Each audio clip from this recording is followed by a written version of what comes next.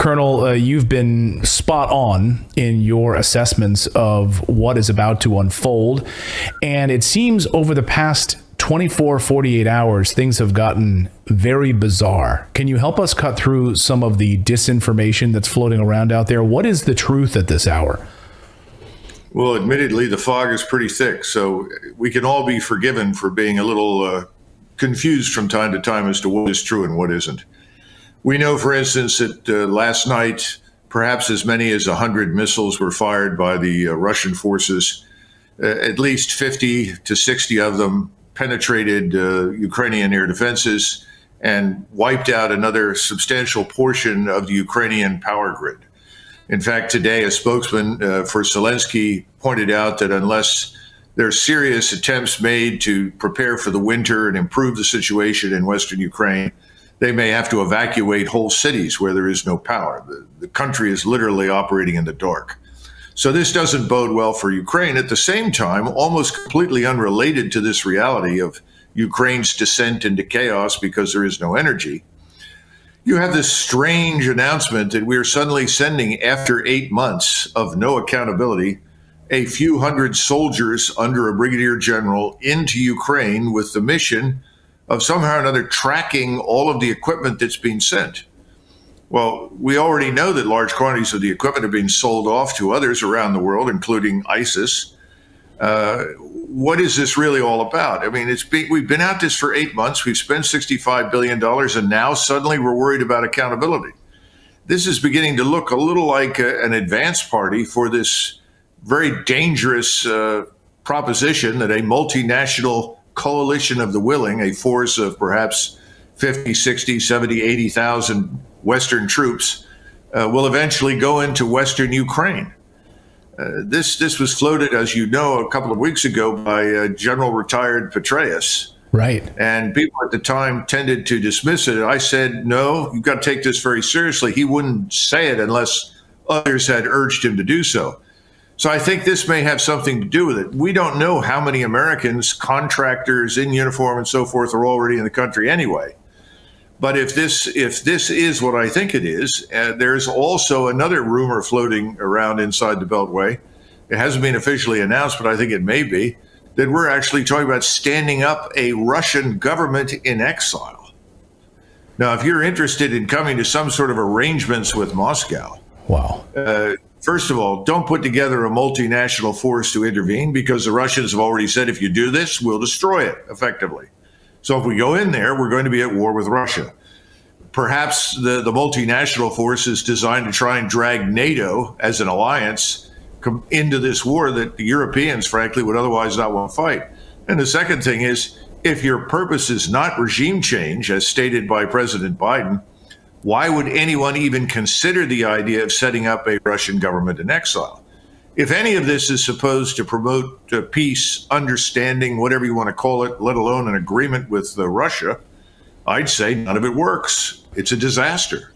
Well, you have President Putin over the past 24 hours as well coming out and saying, look, we had a framework in place in Istanbul, right? That all got thrown in the trash at the moment that the UK and the United States basically threw in and said, no, we're no peace talks. So there's really nothing on the table at this hour, even though we keep hearing from Moscow that they would like to have discussions and they're open to it. But time is running out. And so I want to dive a little deeper into this advanced party idea, because as you said on our show a few weeks ago, once the ground freezes and once Russia is able to move its tanks and start this massive military operation of 300, 400,000 troops, it's game over. So what is the United States preparing or NATO forces an advanced party? What exactly would that look like to you? When we talk about an advanced party in the military, any unit, before it moves into a quote unquote assembly area, before it goes to an area where it might fight, it sends a small number of officers and soldiers and non-commissioned officers to examine the area and look for good places to establish positions, good places to set up assembly areas. For instance, I was part of the advance party for the 2nd Armored Cavalry Regiment back in 1990 before we deployed to Saudi Arabia. I went down 2 weeks early with others, and we went into the desert and scouted the area and looked for places where we could set up. Ultimately, we used them. It doesn't take very many people to do that. The other problem with this 200 or 300 man contingent under the 1-star is, why would they need a 1-star? In fact, why would they need anybody in uniform at all? Most of the time, inspectors are in civilian clothes because they're designed not to alarm and provoke either the host country or potential opponents.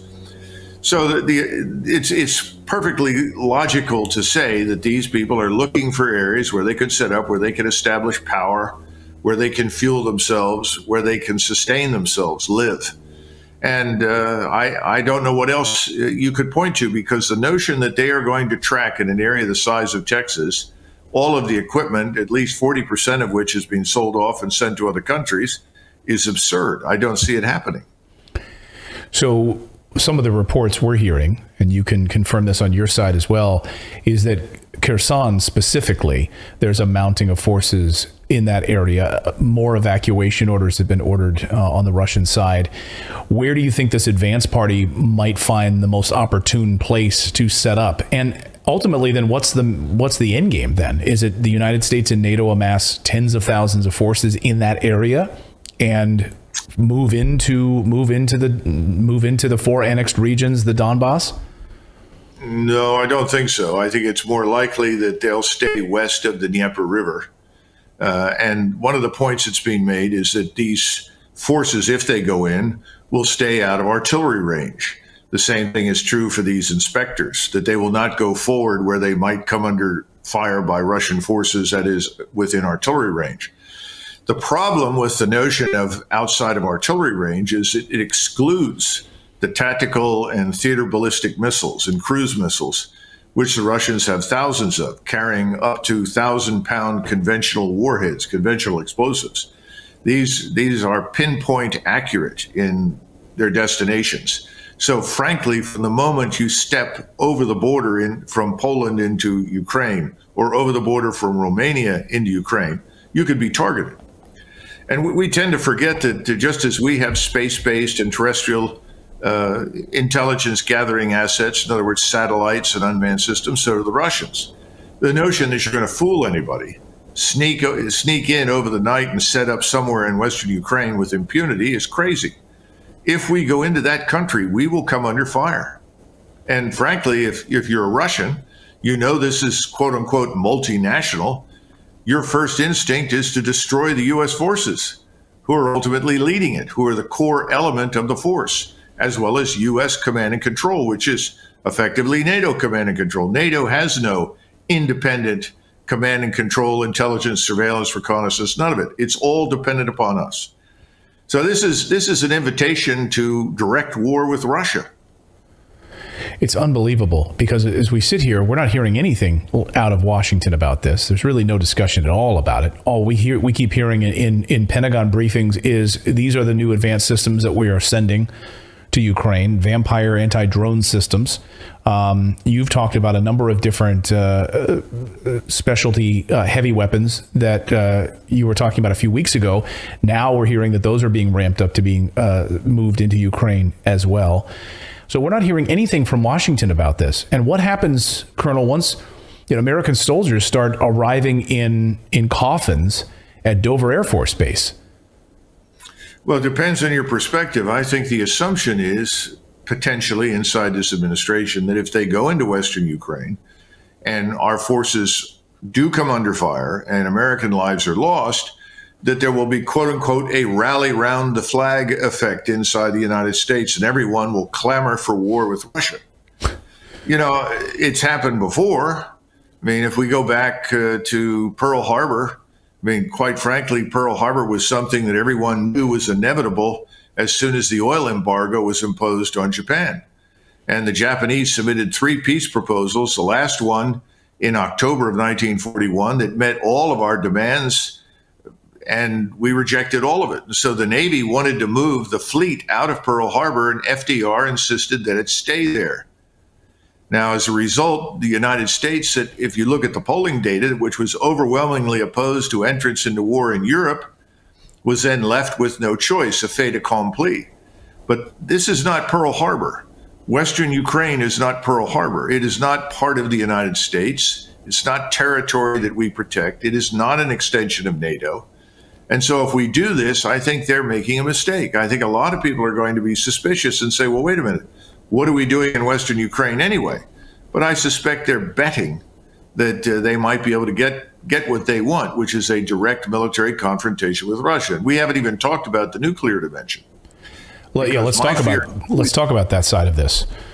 Yeah, because my fear has always been that there is no danger of the Russians employing nuclear weapons. They don't need them. This is something nobody understands anymore. We haven't really needed nuclear weapons on any battlefield in any military confrontation for decades, because we all have precision microcircuitry that guides all of these missiles and artillery rounds and everything else to the target.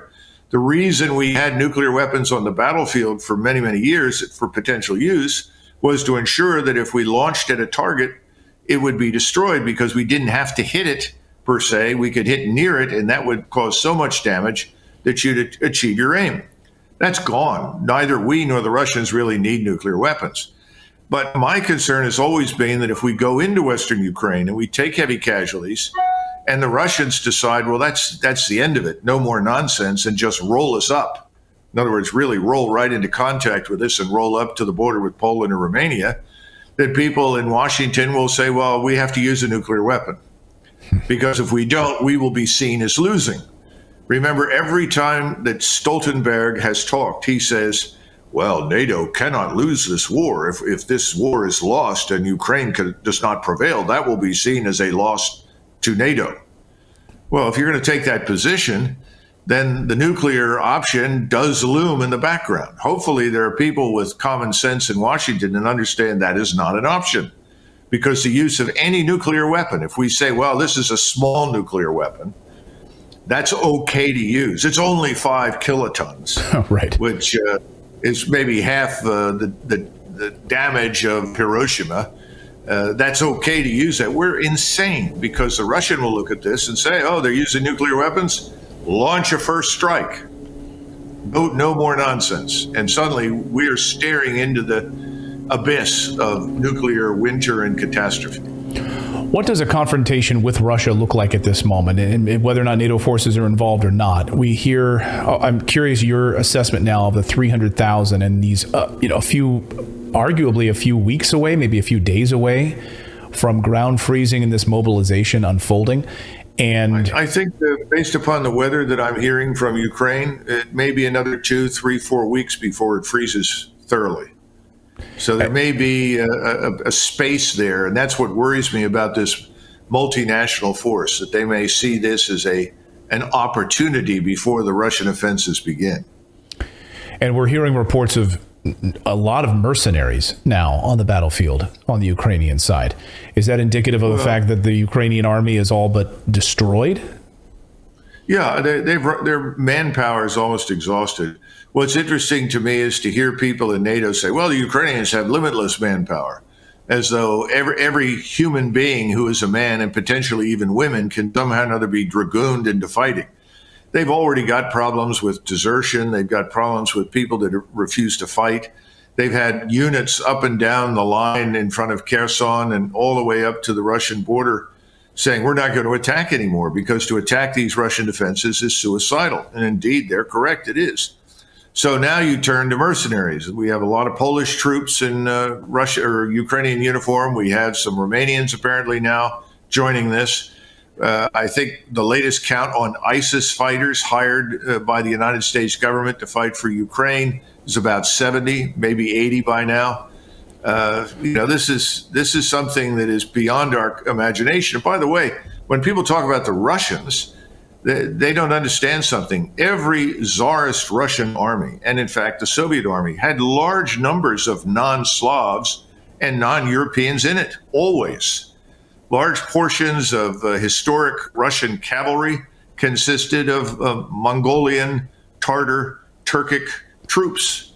This is nothing new, and the Chechens have fought with the Russians as well as against them on many, many occasions. This is not new either. So it's a little different when you start talking about Ukrainians. This is a very different thing for Ukraine. The Ukrainians historically have not imported anybody to fight for them, but of course they've taken serious losses.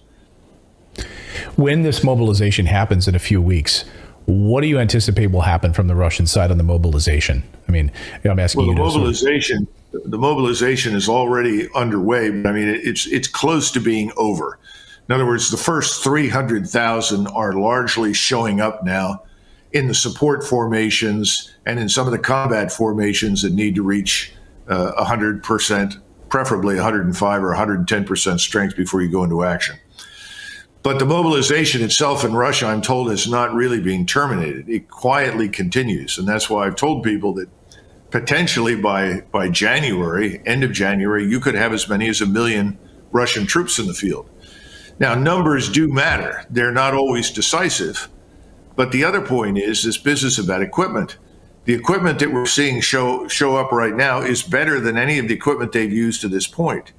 In addition to that, they have inexhaustible quantities of equipment and of ammunition. I mean, pause and remember for a second, how many times did the Institute for the Study of War and all the other violently anti-Russian, pro-globalist, pro-neocon organizations tell us, oh, the Russians are running out of ammunition, the Russians are running out of missiles, the Russians can't do this much longer?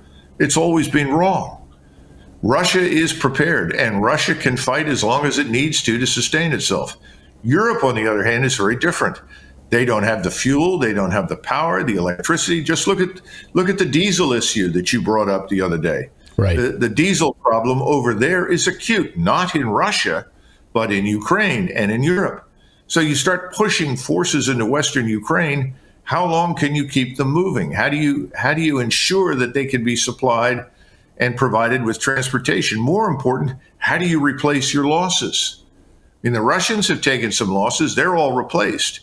But Ukrainian losses that are much higher, over 100,000 dead and perhaps 400,000 wounded, they've had a lot of trouble replacing them. And they're replacing them with reservists and what we would call National Guardsmen with very little military experience and background. But the Russians can do this. We cannot. So these are very important factors that should be considered. But in the White House, I think it's fantasy island. People are developing strategies and ideas in isolation from broader realities. Most important, once again, they're not listening to Putin. They're not listening to the Russians. You can't just go on ignoring what people tell you. They're serious. Take them seriously. And don't assume that because we're Americans and we cross into Ukraine, no one will shoot at us. That's absurd.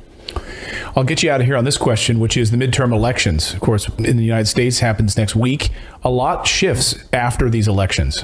We see major shifts in strategy and policy. We see the firing of people. You know, Donald Rumsfeld, just one example. So what do you think will happen post midterms with this, with U.S. support for Ukraine? Well, first of all, I'm one of those people who's very skeptical that we will see profound change after the midterms.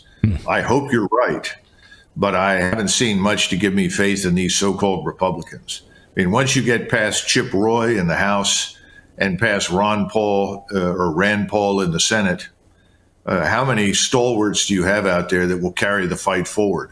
Right. Lots of things are being promised. We'll see how much is delivered. Now, having said that, the Democrats are clearly worried about losing control of Congress. And this is something that I've been concerned about, that there may be an incentive for the Democrats in their overwrought imaginations to launch this disastrous incursion into Western Ukraine before the elections, on the assumption that once we're in there, even if we do take casualties, and I think we would, and we lose people, the outcome is, well, we're stuck now. So you have to support us. It's the old adage, well, we got into there, even though we realize now it was probably a mistake, we have to fight this thing. Right. Right. Don't vote for John Kerry. Vote for me. We're George W. Bush. We're the ones that got us into it. So you got to see us out of this mess. That's what I'm worried about, too. And we only have a few days left to find out what's going to happen there. Colonel, we really appreciate you joining us. Your insights are fantastic. And I encourage all of our viewers, we'll link up your articles. Your writing is equally as fantastic, and we cite it often here on the show. So thank you for what you're doing, being a clear-headed voice, trying to cut through this fog right now. We appreciate it. Thank you, Clayton.